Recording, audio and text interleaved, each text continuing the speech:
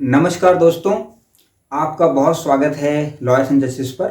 यहाँ हम आज एक नई वीडियो जो कि बहुत ही संवेदनशील मुद्दे पर है और एक बहुत ही संवेदनशील जानकारी आपके लिए लेकर आए हैं, जिस पर हम आज विचार और विमर्श करेंगे। दोस्तों, क्या आप जानते हैं कि जब पुलिस आपके घर, आपके ऑफिस पर अरेस्ट करने आए या फिर आपके घर पर सर्च करने आए या आपके ऑफिस में सर्च करने आए तो उस समय आपके क्या अधिकार हैं? यदि नहीं तो ये वीडियो आपके लिए ही है।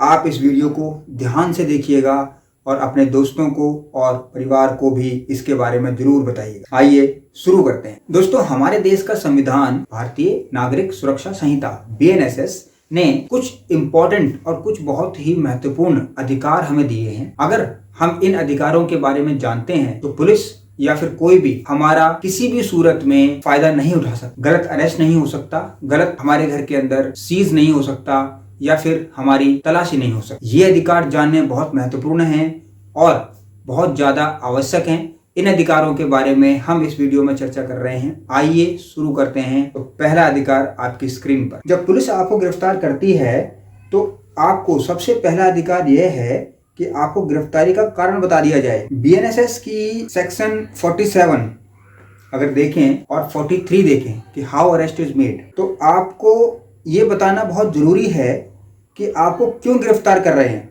अगर पुलिस आपको गिरफ्तारी का कारण नहीं बताती है तो यह आपके अधिकारों का उल्लंघन होगा। इसलिए अगर आपको गिरफ्तार किया जा रहा है तो आप इस बारे में पूछ सकते हैं कि आपको क्यों पकड़ा जा रहा है। यदि आपको इसकी जानकारी नहीं दी जा रही है किसी भी सूरत में तो अरेस्ट इलीगल होगा। इसके लिए BNSS का सेक्शन 43 आप जरूर देखिएगा, जो कि आप गूगल पर सर्च करके भी पढ़ सकते हैं। दोस्तों, आपका अगला अधिकार राइट टू रिमेन साइलेंट, यानी चुप रहने का अधिकार। गिरफ्तारी के बाद आपके पास चुप रहने का भी अधिकार होता है। गिरफ्तारी के बाद की बात हो रही है दोस्तों, यहाँ ये ध्यान रखिएगा, जब आपसे इंटेरोगेशन हो रहा है। संविधान के अनुच्छेद 20(3) के तहत कोई व्यक्ति अपनी जुबान से खुद को दोषी नहीं ठहराया जा सकता। अगर वो कहता है कि मैं दोषी हूं तो पुलिस या फिर कोई भी इन्वेस्टिगेशन एजेंसी उसको दोषी नहीं ठहरा सकती है। पुलिस के सामने आपको अपना बयान देने के लिए मजबूर नहीं किया जा सकता। यह अधिकार आपकी रक्षा करता है ताकि पुलिस आपकी बातों को गलत तरीके से इस्तेमाल न कर सके। सिंपल सी बात है कि अगर कोई व्यक्ति थाने में जाकर या फिर किसी इन्वेस्टिगेशन एजेंसी के सामने कह दे कि मैंने ये क्राइम किया है, तो कैसे मानेंगे? तो खुद को दोषी नहीं ठहराया जा सकता जब तक कि पुलिस के पास पर्याप्त सबूत ना हो। उसको इन्वेस्टिगेशन करना पड़ेगा ताकि किसी भी व्यक्ति को दोषी ठहराया जा सके। दोस्तों, आपको बहुत इंपॉर्टेंट अधिकार, वकील से मिलने का अधिकार। ये संविधान हमें अधिकार देता है कि यदि आपको अरेस्ट कर लिया गया है तो आप अपने पसंद के वकील से मिल सकते हैं। गिरफ्तारी के बाद आपके पास वकील से मिलने का भी अधिकार होता है। यह अधिकार संविधान के अनुच्छेद 22 के तहत है। आप देखें, अगर संविधान का अनुच्छेद 22, पुलिस को आपको अपनी गिरफ्तारी के बाद वकील से मिलने का अवसर देना होता है। इसके अलावा आप अपने परिवार या दोस्तों को भी सूचित कर सकते हैं। जनरली दोस्तों, जब अरेस्ट बनाया जाता है तो उस समय 2-3 चीजों को फॉलो किया जाता है। पहली चीज तो ये कि जो सब अरेस्ट करने आए हैं वो फुल वर्दी में होने चाहिए और नेम प्लेट के साथ हों।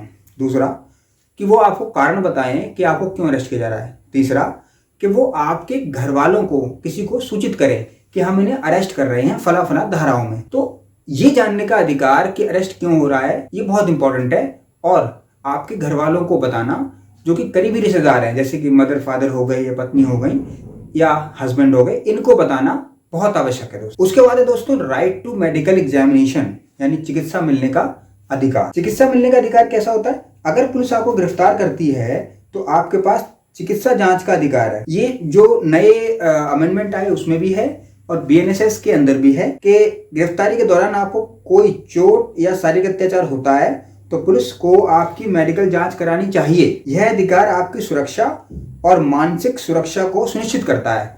अब मान लीजिए कि जब आपको अरेस्ट किया गया तो आपकी बॉडी बिल्कुल ठीक थी, लेकिन कुछ ऐसा हुआ जिससे कि बॉडी में कुछ इशू आया, तो क्योंकि इस पर पुलिस पर आरोप ना आ जाए या फिर पार्शियलिटी ना हो जाए, इसलिए इम्पार्शियल तरीके से इसको बनाने के लिए एक चिकित्सा पद्धति लाई गई कि सबसे पहले मेडिकल एग्जामिनेशन होगा बॉडी का कंप्लीट, और उसके बाद फिर अरेस्ट होते ही मेडिकल एग्जामिनेशन हो जाता है, फिर आगे की कार्रवाई होती है दोस्तों। उसके बाद है राइट अगेंस्ट अनलॉफुल डिटेंशन, गैर कानूनी अरेस्ट के खिलाफ आपके अधिकार। यदि कोई भी व्यक्ति आपको गैर कानूनी तरीके से अरेस्ट कर रहा है तो फिर ऐसे में क्या अधिकार है। तो अगर पुलिस आपको बिना कारण गिरफ्तार करती है या गैर कानूनी हिरासत में रखती है तो यह आपके अधिकारों का उल्लंघन है। क्रिमिनल प्रोसीजर कोड सीआरपीसी की धारा जो 57 और 76 थी पहले, उसमें भी था कि पुलिस को 24 घंटे के भीतर मजिस्ट्रेट के सामने आपको पेश करना है। और अब उसी कानून को धारा 58 बीएनएसएस यानी जो भारतीय नागरिक सुरक्षा संहिता है उसका 58